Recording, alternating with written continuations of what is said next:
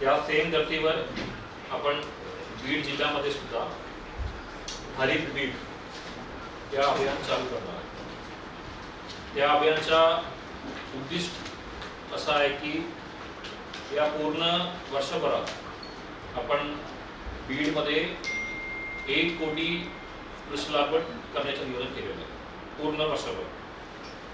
त्यापैकी आपण 7 ऑगस्टला या एकही दिवस आपण 30 लाखाचे वृक्ष लागवड आपण एकही दिवस करण्याचं नियोजन केलेलं आहे।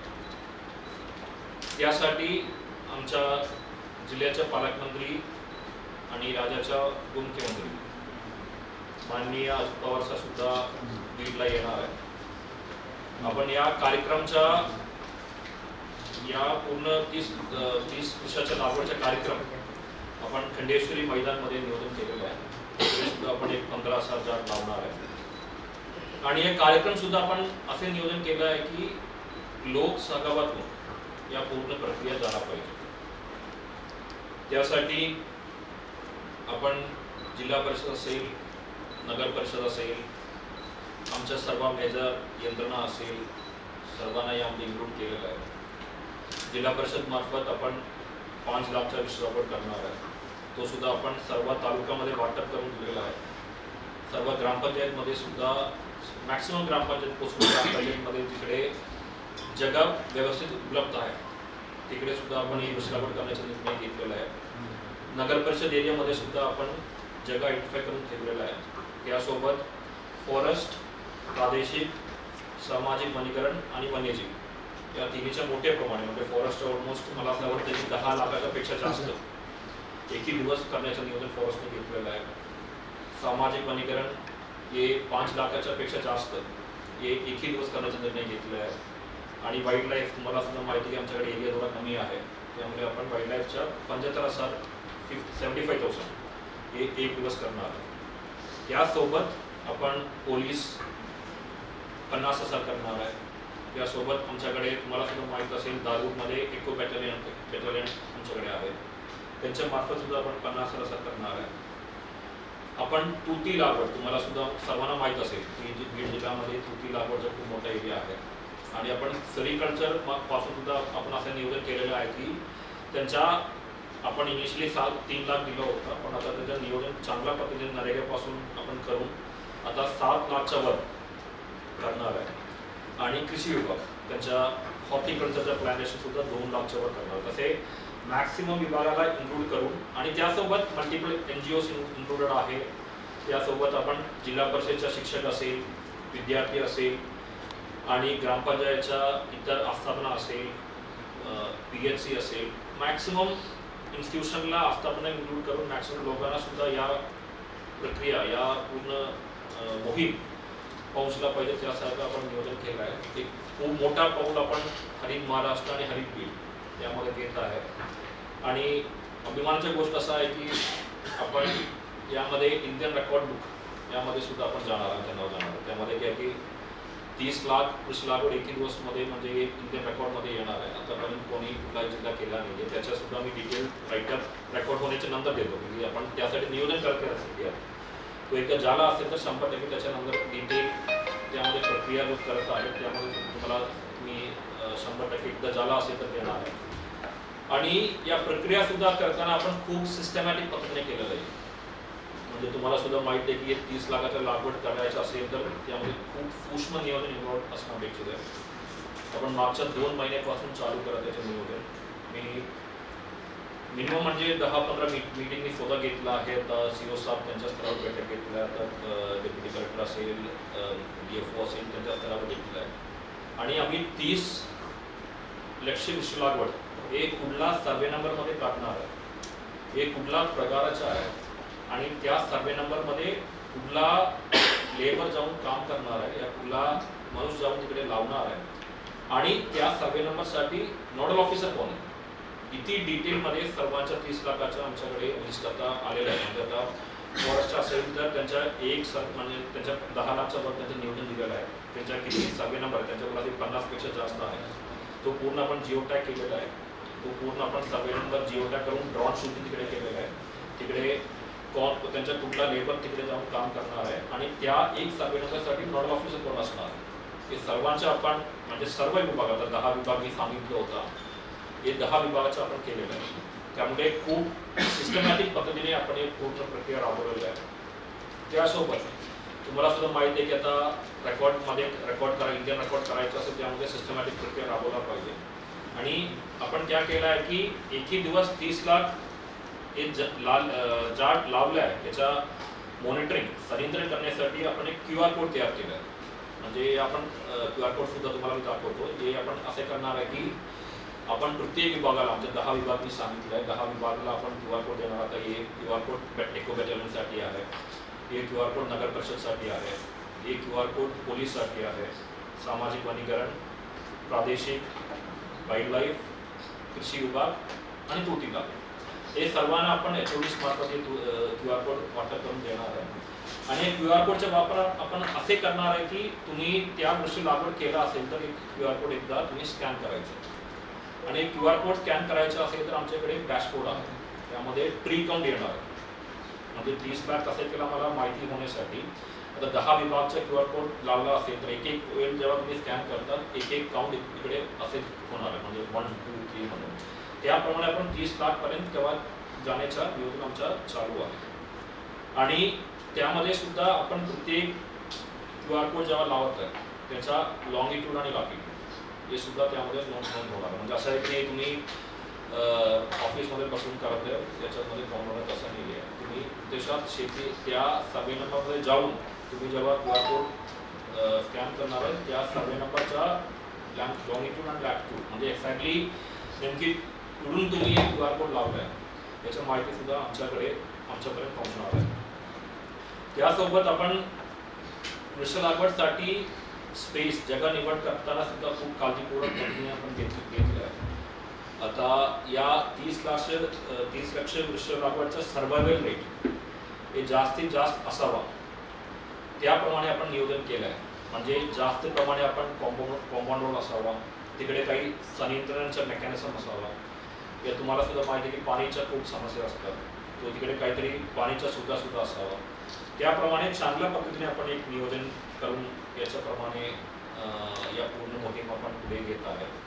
तुम्हाला सुद्धा माहिती आहे की आमच्या बीड जिल्ह्यामध्ये फॉरेस्टच्या टक्केवारी खूप कमी आहे आणि डिफॉरेस्टेशन बघितलं असेल त्याचा रेट सुद्धा जास्त आहे. आणि त्यामुळे बीड जिल्ह्यासाठी पर्यावरणाच्या दृष्टिकोनातून हे वृक्ष लागवडच्या मोहीम खूप महत्त्वपूर्ण आहे. आणि तुम्हाला सुद्धा माहिती आहे की नागरिकांच्या एक चांगला एक मेसेज देण्यासाठी आणि नागरिकांना पर्यावरण संदर्भात जागरूक करण्यासाठी त्यासाठी सुद्धा एक वृक्ष लागवड खूप महत्त्वपूर्ण ठरवणार आहे, एक गेम चेंजर ठरवणार आहे. आणि माननीय पालकमंत्री साहेब आम्हाला 7 तारीखचा वेळ दिलेला आहे. दिवशी मैदानामध्ये एक पूर्ण कार्यक्रम आपण नियोजन करत आहे. मला सर्व पत्रकार बांधवांना सर्व बीडच्या नागरिकांना मला विनंती असेल जास्तीत जास्त लोक यामध्ये सहभाग करायला त्यांना अपेक्षित आहे. त्यासाठी आम्ही काय केलं आहे की आम्ही इतर लोकांना सुद्धा आवाहन करतो की या सेम दिवसमध्ये तुम्ही तुमच्या खासगी क्षेत्रामध्ये प्रायव्हेट एरियामध्ये सुद्धा तुम्ही वृक्ष लागवडची मोहीम घेतला असेल तर खूप चांगला संदेश नागरिकांना पब्लिकला सुद्धा जाणार आहे. आणि या पूर्ण प्रोसेस आणि मोहीम आणि प्रोग्राम हे यशस्वी व्हावे यासाठी आम्ही खूप कुशल नियोजन केलेलं आहे. याच्यासुद्धा तुम्ही जास्तीत जास्त लोकांपर्यंत पोहोचण्यासाठी सर्व पत्रकार बांधव यामध्ये प्रयत्न करणं अपेक्षित आहे. आणि मला असं वाटतं की बीडसाठी सुद्धा एक अभिमानचा एक कार्यक्रम हे ठरवणार आहे. म्हणजे 30 लाख केला असेल तर आपण गिन्नस रेकॉर्डमध्ये म्हणजे इंडियन रेकॉर्ड्स त्यामध्ये येणार. आतापर्यंत मला असं 15 लाखचा होता, तो आपण 30 लाख म्हणजे दुप्पटचं आपण नियोजन करत आहे. तो केला असेल तर आम्हाला सुद्धा एक अभिमानची गोष्ट होणार आहे. हे आमच्या पहिल्या कार्यक्रमच्या बद्दल मी माहिती दिलेलं आहे. आणि पूर्ण आपण कुठला झाड निवड करताना सुद्धा आपण असे गृहीत केला की स्थानिक प्रकारचा झाड निवड करावी. म्हणजे वड असेल, पिंपळ असेल, कडणीक असेल, आंबा असेल, करंज असेल, शेवगा असेल, असे जास्त प्रमाणे जो आमच्या बीडमध्ये आपण जो बघतात त्यासारखा झाड निवड करून आपण वाटप केलेलं आहे. त्यामध्ये खूप चांगल्या पद्धतीने मला फॉरेस्टने सुद्धा सहभाग दर्शवला आहे. आपण सामाजिक वनीकरणकडे सुद्धा 10 लाखचा रोप होता आमचा. तो सुद्धा आपण सर्व नगर परिषद एरिया असेल, जिल्हा परिषद एरिया असेल, तो प्रॉपरली मॅप करून म्हणजे कुठला व्हिडिओ पुढे कुठला नर्सरीमध्ये जातील, कुठला नगर परिषद कुठला नर्सरीमध्ये जातील, ती सूक्ष्म नियोजन करून आपण त्यामध्ये नियोजन केलेलं आहे. त्यामुळे आपण जास्तीत जास्त प्रयत्न असा असेल की 100% आम्हाला 30 लाख करून आपण रेकॉर्डमध्ये आला पाहिजे. आणि त्यासाठी मी सर्व बीड नागरिकांचा सुद्धा एक आवाहन करतो की तुम्ही तुमच्या स्तरावर आम्हाला सपोर्ट करावे. आम्हाला तुमच्या स्तरावर या मोहीमसाठी तुम्ही कसे मदत करू शकतो हे बघून तुमच्या स्तरावर तुम्ही जास्तीत जास्त निश्चित केला असेल तर त्याचा एक चांगला मेसेज, चांगला संदेश बीड जिल्ह्यामध्ये जाणार आहे असं मी सांगतो. हे आमचा पहिला मुद्दा होता. तर दुसरा मुद्दा, आपण 3 तारीखला जेव्हा माननीय पालकमंत्री साहेब तुमच्याकडे येणार आहे, आपण एक ऊसतोड कामगारांचा एक मेळावा ठेवलेला आहे. तर तुम्हाला सुद्धा माहिती आहे की ऊसतोड कामगारच्या सोशल मिशनमध्ये आता आम्ही खूप इनिशिएटिव्ह घेतलेला आहे. आता आपण सांगतात की 4 ते 5 लाख लोक हे ऊसतोडसाठी इतर जिल्हा असेल, इतर राज्य असेल तिकडे जातात. पण आतापर्यंत आमच्याकडे हे सर्वांचा प्रॉपर एक आयडेंटिफिकेशन या डाटा आमच्याकडे आतापर्यंत उपलब्ध नाही आहे.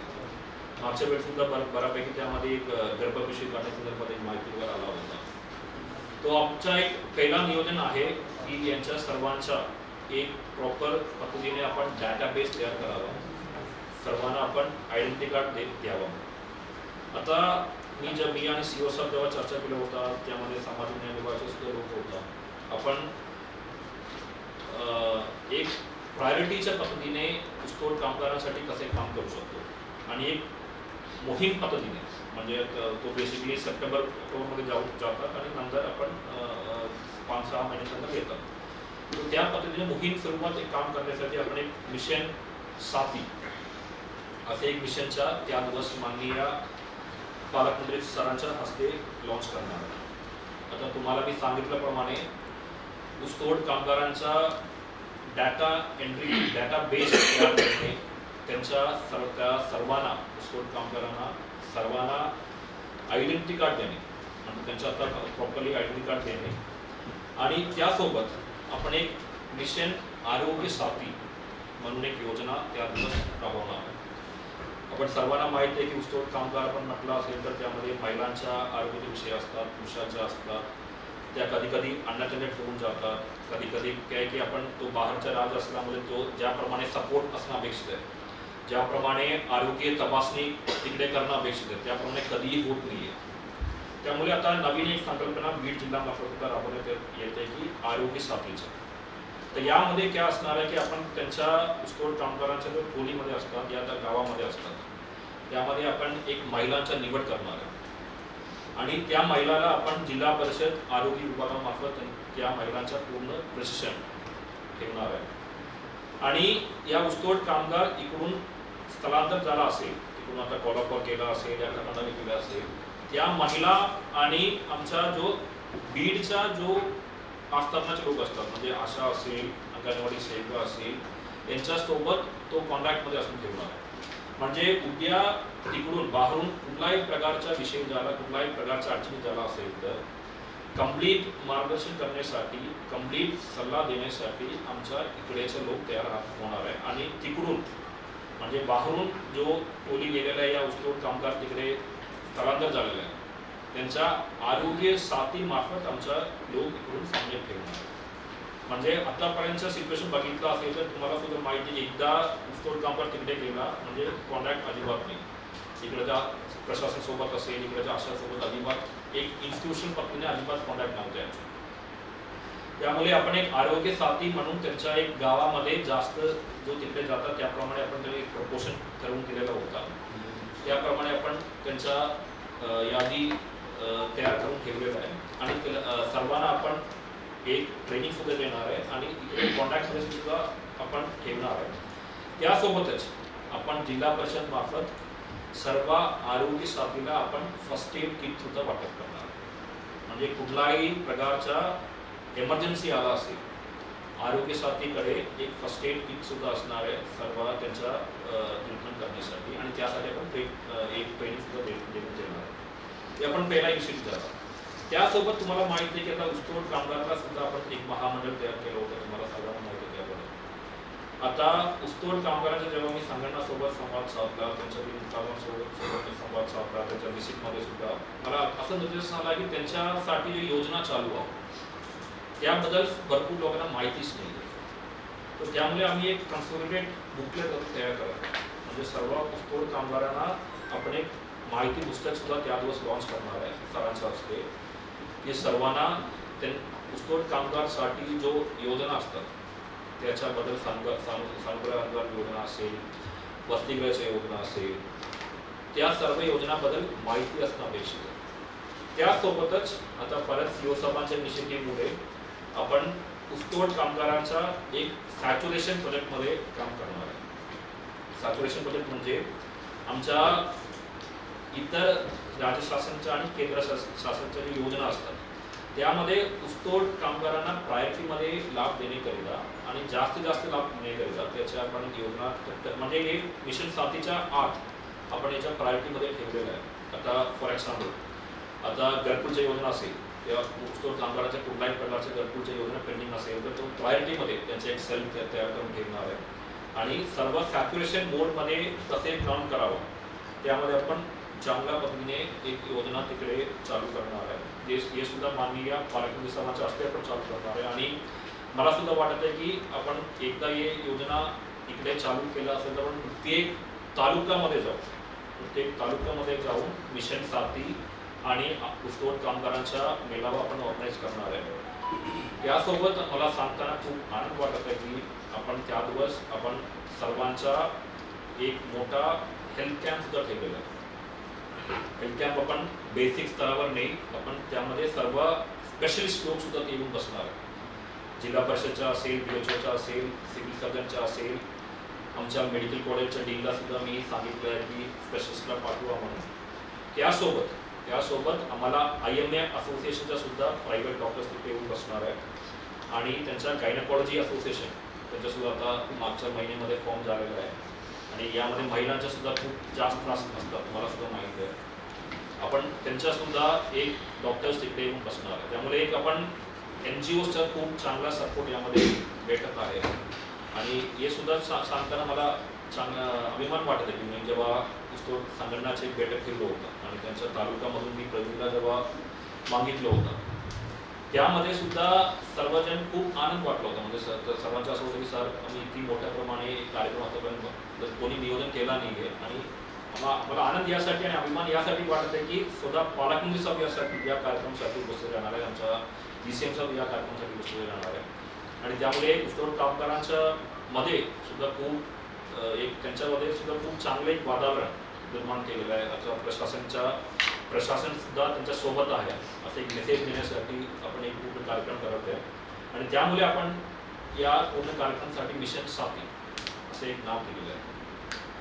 आणि त्या कॅम्पमध्ये सुद्धा आपण असे नियोजन केलेलं आहे की आपण सर्व ऊसतोड कामगारांना त्याच्या कुठल्याही प्रकारचा विषय असेल तर आपण कुठल्याही प्रकारच्या अडचणी असेल तर मेडिकल इश्यूजमध्ये आपण संबंधित PHC सोबत कोऑर्डिनेट करून सिव्हिल सर्जन आणि DHO तिकडे फ्री मेडिसिन्सचं सुद्धा वाटप केलं आहे. तर त्यामुळे सर्व ऊसतोड कामगारांना मला विनंती असेल, आव्हान असेल की तुम्ही या मेळाव्याचा लाभ घेतला पाहिजे. आणि हे आपण डिस्ट्रिक्ट स्तरावर एक मेळावा घेत आहे. यानंतर 100% आपण तालुका स्तरावर आणि सक्सेस झाला असेल तर पुढच्या वर्षीपासून आपण मंडल स्तरावर जाऊन तिकडेच मेळावा करण्याचं नियोजन आमचे आहे. तर आपण मिशन साथी म्हणून आपण कामगारांच्या अडचणी आणि समस्या हे दूर करण्यासाठी आणि प्रशासनाचा लाभ जास्त गतीने कसे आपण ऊसतोड कामगारांना देऊ शकतो त्यासाठी पूर्ण प्रक्रिया आपण करत आहे.